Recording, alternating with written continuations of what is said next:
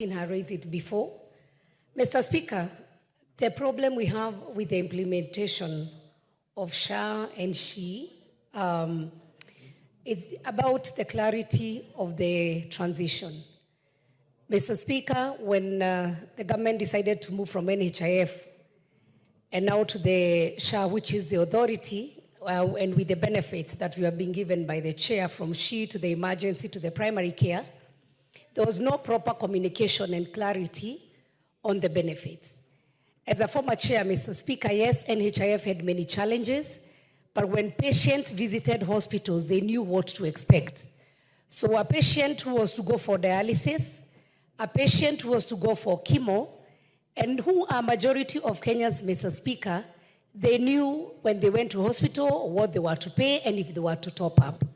Unfortunately, Mr. Speaker, when the 1st October came, I also became a victim. I had a patient in hospital, and even with an insurance, Mr. Speaker, it was very difficult to claim what was meant to be NHIF, which now had become SHIF under the SHA authority. And so, Mr. Speaker, I would urge the chair of the Health Committee, these members, and I know even yourself interact with your constituents, it is the high time whether we can even be able to do a public participation. The Social Health Authority was well intended to ensure that every Kenyan gets access to good health care. But I want to agree with my colleagues that there are challenges in transition. Just like any other program or project, there will be those teething problems when it's being implemented. And I think that is where we should focus. But there are also success stories. Honorable Speaker, I'm just from my constituency. The whole week, I was not in Parliament last week. And I did public participation. And one of the issues I was sensitizing my people on was on SHA. And they said, Mweshima, we did not know. And the information the chair was telling us, we needed to sensitize and educate Kenyans so that they know what is SHA, what is the premium, how do they benefit, how do they pay. That information is lacking. And while we were doing public participation, one of my constituents, when returning back home, broke his hand. And we rushed him to hospital, to one of the private hospitals in town, and we were told we needed to deposit 100,000 cash money, which we did not have.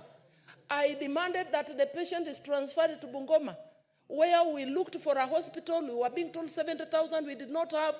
But before we went to Bungoma, I made sure the patient was registered with SHA.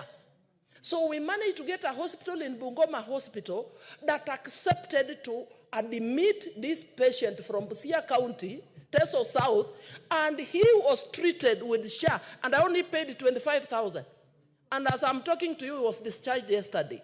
So the problem is lack of information. The problem is equipping our hospitals properly. And Honorable Chair, Speaker, the Chair of Health, I want you to listen to me. We must put a proper budget to health so that we are not depending on donor funding. Diseases like cancer, in the last budget, we only gave them 250,000 for both recurrent and for them to establish cancer centers across the country. What can 50 million do? 200 million was for recurrent. So we need to equip. You go to Busia National Hospital, you find 3 mothers from the maternity sleeping on one bed. We must improve the facilities even as we work on improving the transition to SHA. The problem is in our facilities, equipments, and we need more doctors in our hospitals, Honorable Speaker. Thank you. The Honorable Sarah Korere. Thank you, Speaker. And Speaker, I want to thank my sister, Honorable Lilian Gogo, for bringing this adjournment motion. Honorable Speaker, as other speakers have said, she or SHA was well-intentioned. But Speaker, the trust deficit that it has brought about, the lack of stakeholder engagement is wanting, Mr. Speaker. And I say so because in every county, in every constituency, we have government officers up to the level of assistant chief. So, Speaker, if all the administrators were called and educated about this insurance fund, and given the requisite information. These people are paid by government, the assistant chief, the ACCs, the DCCs. We cannot, depend on politicians who will politicize everything and want to seize the moment, even on things you had passed on this house, just to paint how bad some things are, because they think they are on the other side of the division. And Mr. Speaker, as I stand here, my pay slip has been cut, and so are other civil servants. We feel the pain on the cut, but Mr. Speaker, will really enjoy when our people get services. Every member here, I'm sure every weekend, you are being called for some arambe, even when they know they banned arambes. You are being asked to contribute for some sick person. It is humanitarian. You can't start telling them arambes were banned. And Mr. Speaker, health is not a privilege to Kenyans. It is a basic human right. It should not be a luxury. We don't have the option of deciding whether Kenyans should have a proper health coverage. They must. It is a must, Mr. Speaker. So what am I saying? This thing requires a proper stakeholder engagement. We create proper awareness. The trust deficit, we should be honest to ourselves as leaders. For a very long time in this country, health has been a privilege of the rich. And I think that is what the president is trying to change. It should not be a privilege of the rich. It should be a right of every Kenyan. And Mr. Speaker, we know a healthy nation is a wealthy nation. If our people are healthy, they'll go about their businesses. They will contribute to the economy of this country. So, Speaker, it is not whether we are going to provide them with it. We must. And as a house, we must take responsibility. Those people, NHIF was marred by a lot of corruption. Even as we... The Honorable Beatrice Elachi. Thank you, Mr. Speaker. I'm going to take a lot of time this side. Thank you, Mr. Speaker. Mr. Speaker, I also rise to thank our sister, Dr. Lillian, but more importantly, for just giving me the opportunity, because last week I walked into the Committee of Health to get to understand. And Mr. Speaker, this health cover is the best for Kenyans, yes. But what we need to understand, and what the committee and our chair of health needs to understand, you cannot have a system where you appreciate the hardware, but you forget software is what will make the hardware work. And that is the crisis we are in, Mr. Speaker. One of the things I need them to come and explain to us, in all insurances, there is a cap. In SHIF, you don't have a cap. So if someone is paying based on your salary, you are just paying. And those are some of the things Kenyans are feeling. They need more explanation. There must be a cap on this. Mr. Speaker, the other thing is that it is time for all of us, members of parliament, to put a desk in our constituencies. Let us register our people through our community health workers so that we see these numbers, so that we now get to understand, and even as ourselves, to have a tent here outside here in our own bunge, for us also to know whether you have registered, yes. But if I go on my phone, it does not show me that this month I was able to contribute the money. So how will I know that I'm contributing? So it needs that system analysis is where there is a big problem. And Mr. Speaker, there's worse problem in the digital one, where we have all these multi-agencies that have brought us into this crisis. Yet we bought a machine for nearly 1 or 4 billion. We should not be in this crisis. We should be now having a health cover, and we should be now celebrating that we have a health cover for everyone, but not going into the crisis we are going in. And then we find putting our president into a lot of challenges because of what we have done. And yet it is just in the Ministry of Health where we have that confusion, Speaker.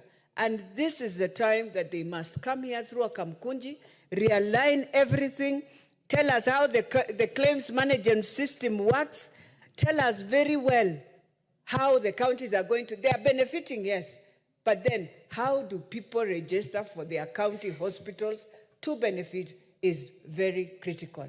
Therefore, thank you, Daktari, but we need a Kamkunji very fast. The Honorable Guyo Jaldes.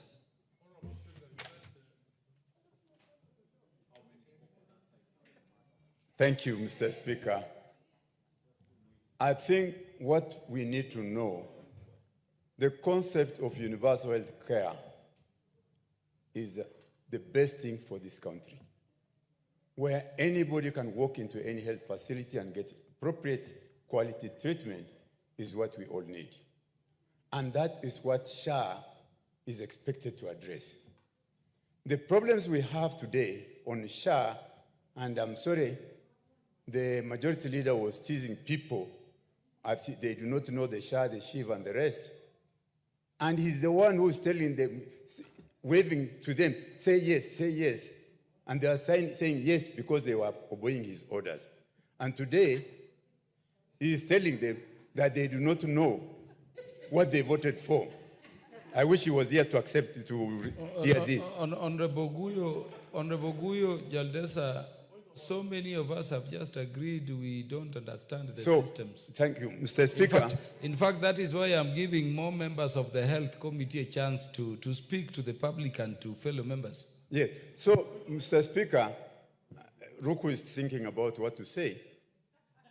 But, Mr. Speaker, this is a good thing.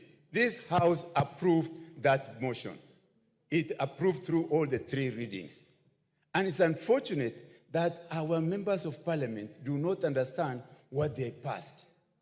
And for that, I think we agree that we need to have a Kamkunji for members of parliament so that when they go out to the public, they know what to tell the people of Kenya. We know there are teething problems. Any problem, any project that you are starting as a teaching transitional problem, that it should be sorted out. So last week when we met the SHA team, we said that even Parliament, they should even open a tent here for them to register members of Parliament and their staff so that they understand these things and ask more, and then they go out to the public and tell them what to do. Final, because I can see the thing is changing. The counties have collapsed and it's giving us problems. But my appeal, do not close any of the former NHIF branches and do not lay off the staff of NHIF who have been working for NHIF just because we have changed from NHIF to SHA. Thank you, Mr. Speaker. The Honorable Gideon Ochanda. Thank you, Mr. Speaker. Mr. Speaker, the juggernaut that is in front of the nation is basically a combination of factors, but the very basic one is poor learning experiences. We've learned this many times before. You've seen this many failures before, but it's like we didn't learn. So because of that, we have not connected those learning experiences to how to communicate with the public and how to manage transition. So this is basically the main problem that we have as a nation. All these registration processes have failed before. In the last parliament, we placed 6 billion each year for 3 years for purpose of registering indigents. Nothing came out of it. We've seen in the past registration even of basic things like the Huduma number. It failed the nation. So anytime that we are talking about registration of any manner, we must learn from that the past experience to package how we communicate with the public. And that's where the biggest problem is. What I was talking about is fantastic, but the public don't have it. Who is it that's supposed to be communicating with the public? I don't think it is the member of parliament who is supposed to be communicating the official communication of the government to the public. They can only help, but there's a basic office, there must be a basic segment, there must be a basic department of government that communicates with the public officially about government things. And that's exactly why we have not, the way we have managed, for example, ID, we initially had that big thing. It remains, it works. Then we change to the small ones. So the old one works through for a long period of time. Why don't we have even those registration of NHIF and the rest that we had before? Work through to the entire period so that we don't put a stop or an end to an exercise that we know must run on for a long period of time. Even the registration process, even the start date of SHA has failed to pick up in the last 2 years. So those kind of things makes the public not to trust, not to get the information the way they want, so that believing becomes a problem. We must reorganize how we communicate for us to deal with the public. Thank you, Mr. Speaker. Honorable Dr. Makali Mulu. Yeah, thank you very much, Honorable Speaker. Honorable Speaker, I just want to join colleagues in appreciating this motion. And I want to say this, Honorable Speaker. I want to go on record that I participated in passing this law, the 3 pieces of law. There are things we objected to. We said they don't make sense, but as usual, our voices were buried. Now, one of them, which is critical, Honorable Speaker, is when you're introducing a new program, if you are programmatic in terms of thinking, there is always what we call the piloting phase, so that you pilot, and as a result of the lessons learned from piloting, then you roll out to the whole country.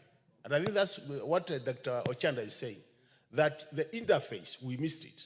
That's why we are facing so many challenges in terms of the transitional phase of it.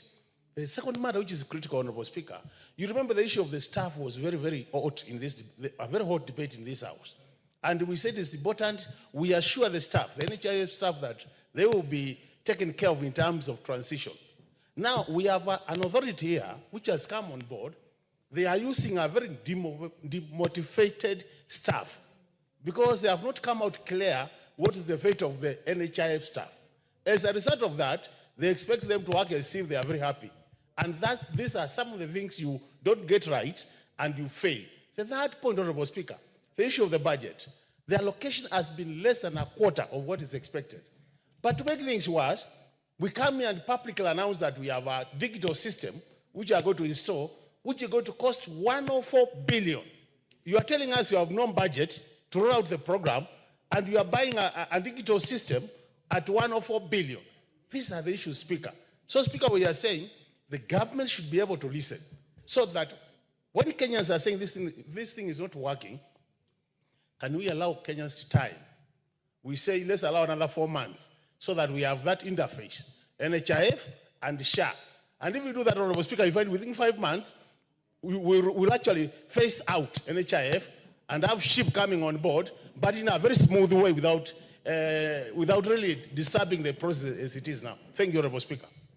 The Honorable Irene Mayaka will be followed by the Honorable Andrew Okwome Adepu. Thank you, Honorable Speaker. And Honorable Speaker, I just want to express the sentiments of majority of members here that one of the biggest gaps in SHA and SHIF is the lack of communication, either to the public, to us, the members